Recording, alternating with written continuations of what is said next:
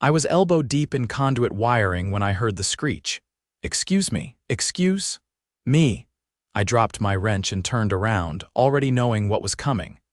There she was, Wendy Oakley, HOA president, clipboard in hand, bleach blonde bob bouncing with every angry step. She marched right up my driveway like she owned it. "You can't just install those things on your roof without HOA approval," she snapped, pointing at the solar panels I'd been working on for the past week. "They were approved 2 years ago," I said, wiping my hands on a rag. "Signed off by the city and the HOA board before you were elected." "Well, I'm the board now," she said, like she was declaring martial law, "and these panels are tacky. They violate the aesthetic uniformity of the neighborhood." I raised an eyebrow. "Aesthetic uniformity?" "Wendy, half the homes on this street have plastic flamingos in their yard." "Don't talk back to me," she hissed. "You'll be fined.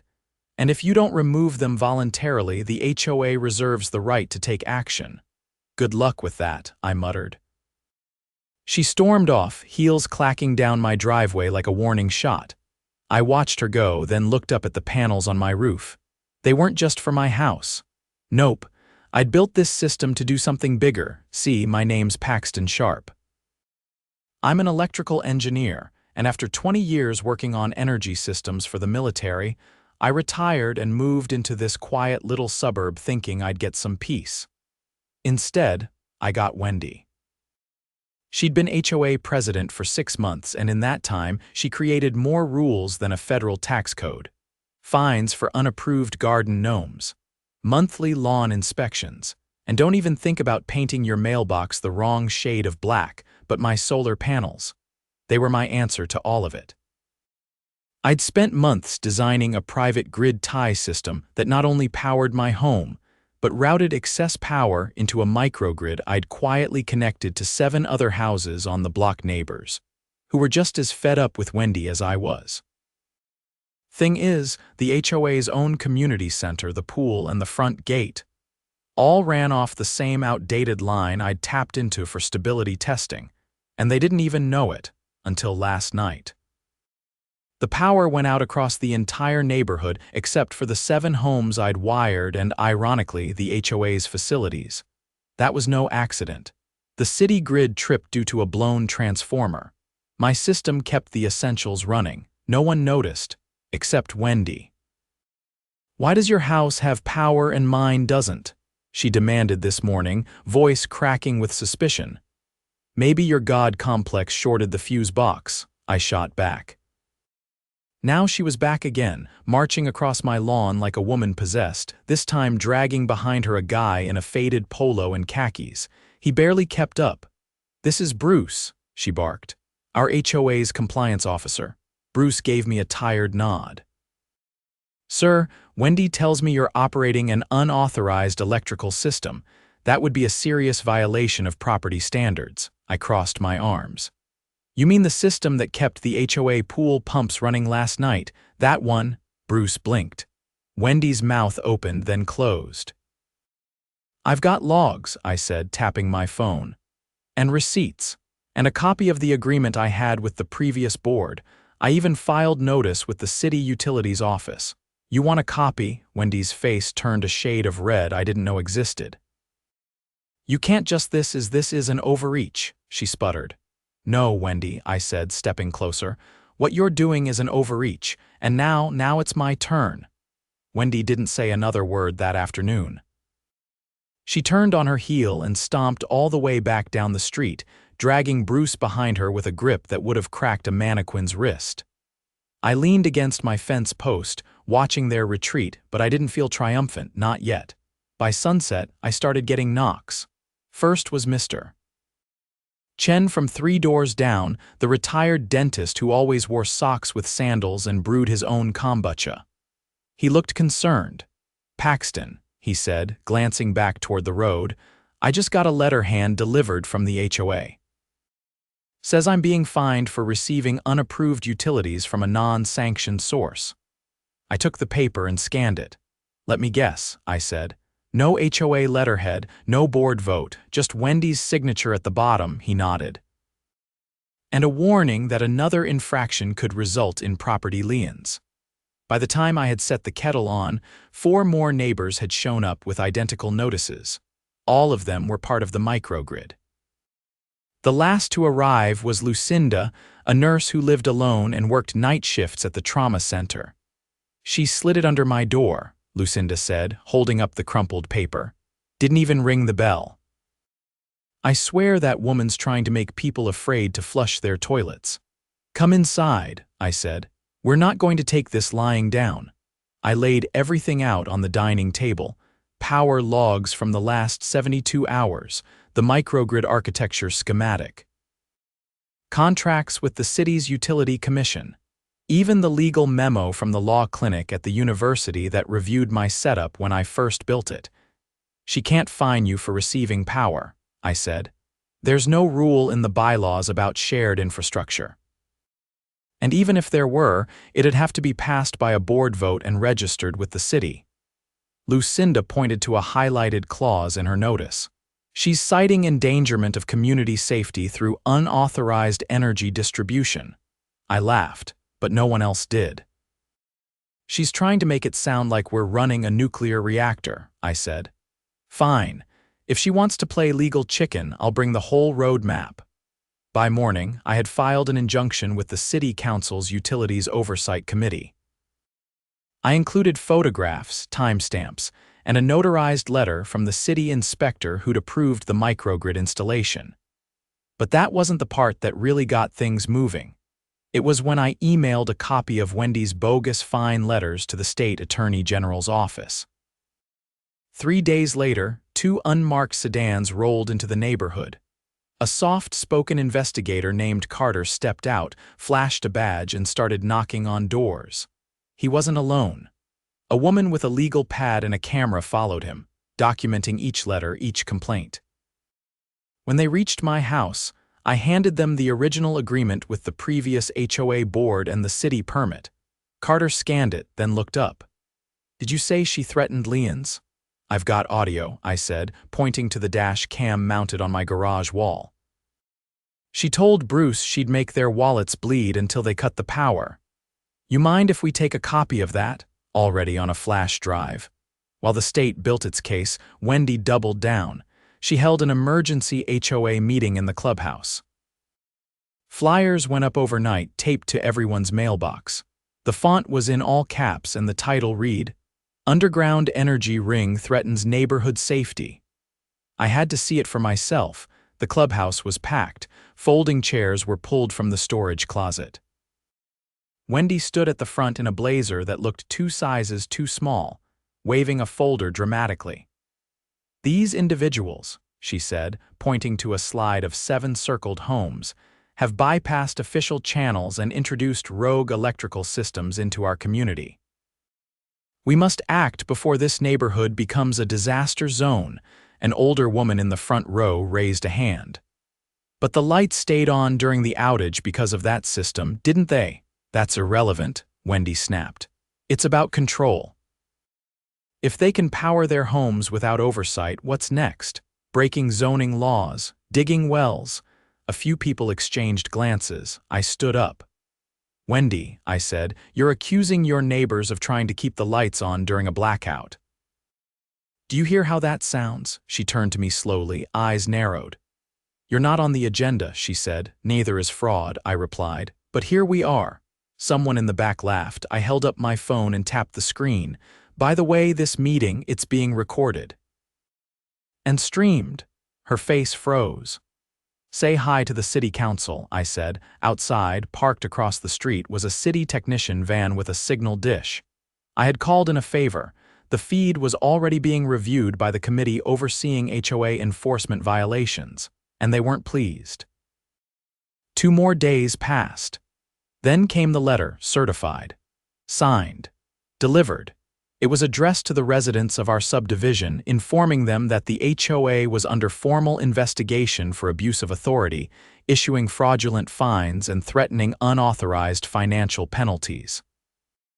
Wendy tried to hold a press conference in her driveway. Only 3 people showed up, and one of them was her husband holding a folding chair.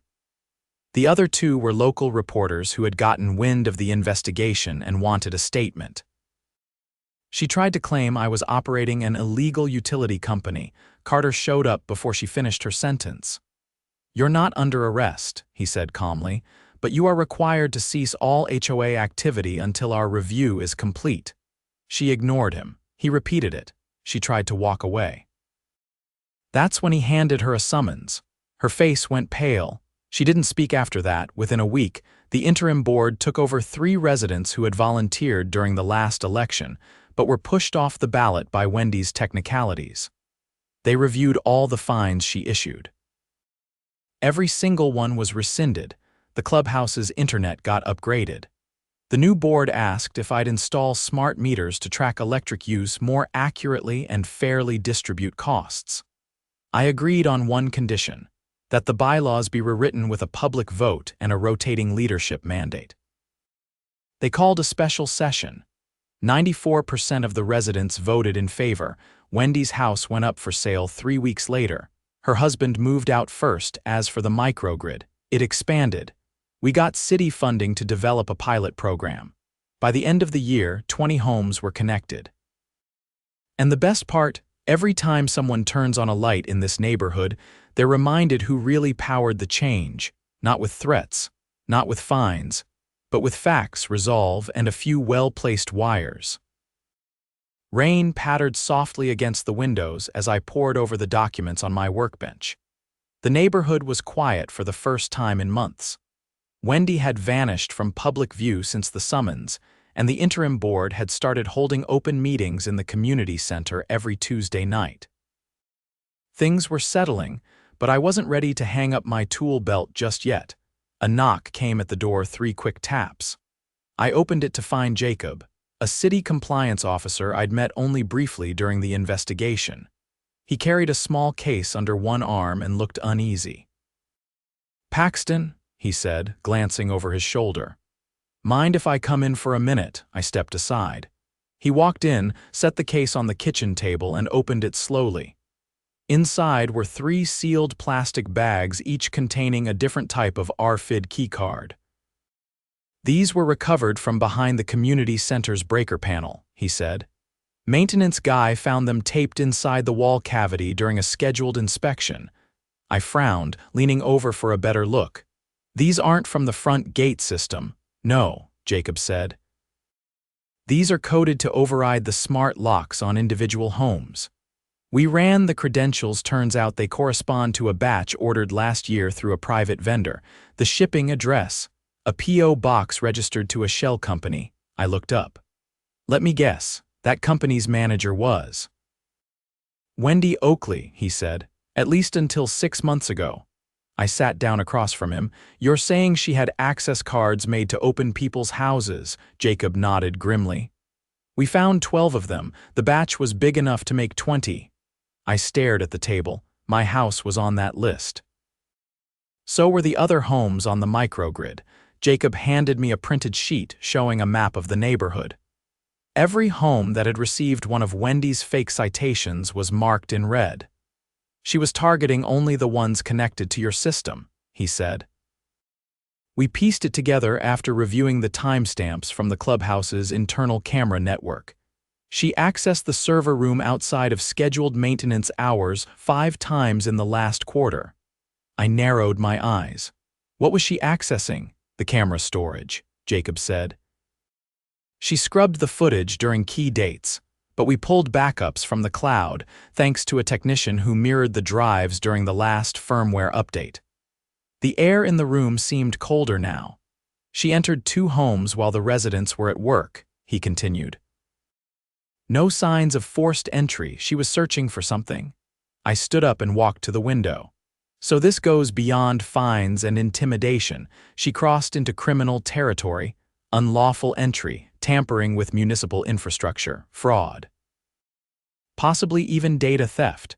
Jacob pulled out a 4th bag containing a small thumb drive. "This was recovered from the server room's drop ceiling. We haven't cracked it yet, but based on the other devices in the building, it's likely encrypted surveillance footage, possibly of her own movements." If it verifies what we suspect, we'll have enough for a full criminal referral. That night, I couldn't sleep. I walked the perimeter of my house, checking every latch, every camera angle. It wasn't paranoia anymore. Wendy hadn't just flexed her position, she had breached her neighbors' homes. The next morning, I met with Nadine, one of the new board members. She was a former paramedic with a sharp eye for detail and a low tolerance for nonsense. She had been skeptical of me at first, but after we'd routed Wendy's power grab, she'd become one of the grid's strongest supporters. "I want to call a neighborhood assembly," I said, "not just the board, everyone." Nadine raised an eyebrow. "You think they'll come?" "They need to hear what's been uncovered in person with no spin," she nodded. "I'll help with logistics." "But you're the one who's going to have to say it." We scheduled it for the following Saturday at noon. Flyers went up the next day, this time with the city's logo stamped across the top. No one ignored those. By the weekend, almost every household had a chair set up outside the clubhouse. I stood in front of the crowd with Jacob at my side. Nadine handed me a small mic hooked to a speaker. I didn't prepare a speech. I didn't need one. "Some of you already know what we built together," I began. "When the power went out, we kept going not because of luck, but because we trusted each other enough to try something new." A few people nodded. I saw Lucinda near the front, arms folded, her eyes locked on me. "But someone didn't like that," I continued. "Someone saw that kind of cooperation as a threat." Jacob stepped forward and held up a folder. "Our office has completed the preliminary investigation into the former HOA president's actions. What we found goes far beyond policy violations." He didn't need to embellish, he just read the facts. The duplicate keys, the altered footage, the server room access logs, the drive recovered from the ceiling. A murmur spread through the crowd like a wave. People shifted in their seats. A few gasped quietly. One man stood up and asked, "Was she trying to plant something in our homes?" "We don't know," Jacob said. "But the evidence suggests she was looking for digital files probably related to the grid system. She wanted control. And when she couldn't get it through rules, she tried to get it through intrusion."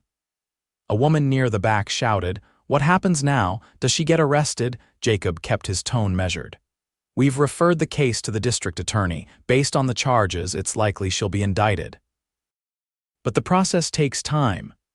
Another voice cut through the crowd. "She still has her house here. What if she comes back?" Nadine stood up beside me. "She won't. The new bylaws classify any board member found guilty of fraud or illegal entry as permanently disqualified. Her access to HOA systems has been revoked, and if she steps foot on community property during the investigation, we'll have grounds to press trespassing charges." That seemed to settle the room. Someone clapped, then someone else. Before long, the whole group was on their feet. After the meeting, I walked back to my house with Jacob. "Think she'll fight it?" I asked. "She's already lawyered up," he said. "But the evidence is solid, and the DA's office is eager to make an example out of a case like this. Abuse of HOA authority's been a hot topic lately.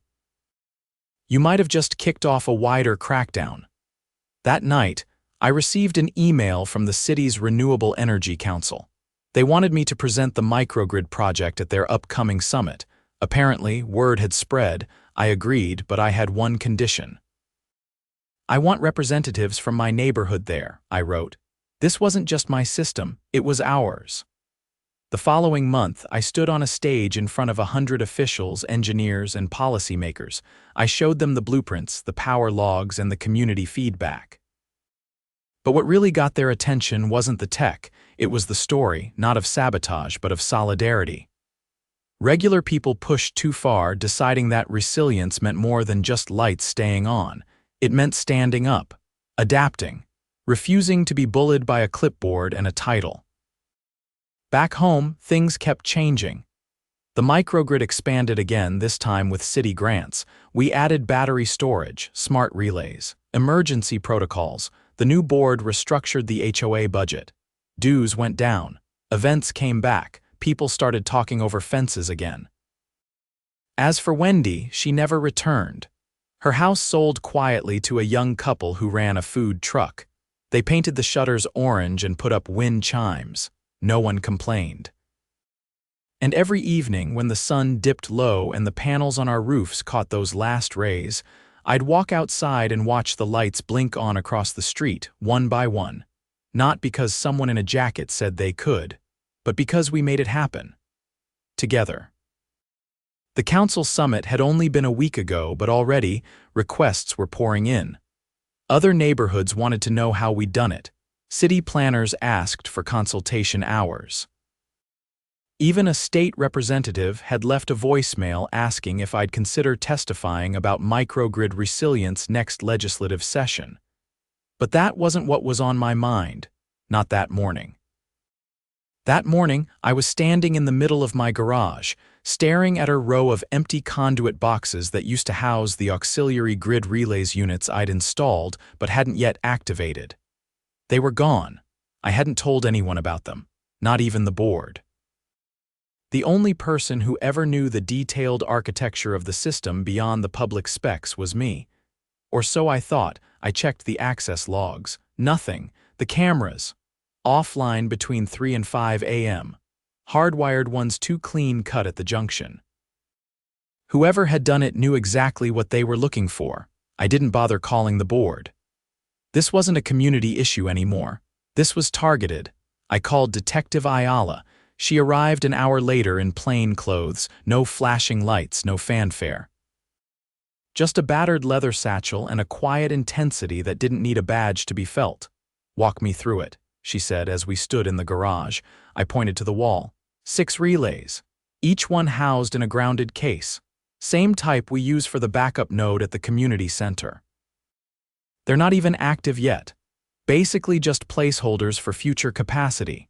She crouched, examined the cut wiring close to the floor, and nodded slowly. "Precision work," she said. "No tool marks, no damage to the wall." Whoever did this knew exactly what they were after and what not to touch. I leaned against the workbench. They also knew how to bypass my security, which means they had access to the system layout. She stood up and looked at me carefully.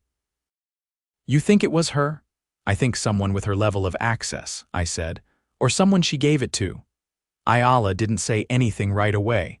She pulled out her phone and opened a set of images surveillance stills from outside a local storage facility. "She rented a unit last month under a different name," she said. "We got a warrant after the DA filed a motion to expand the investigation beyond HOA violations." What was in it? Hard drives, paper files, a few things that looked like blueprints. But what stood out were the purchase orders. She zoomed in on one of the images. My name was on the document. "She was ordering components matching your grid specs," Ayala said, "and not just for observation.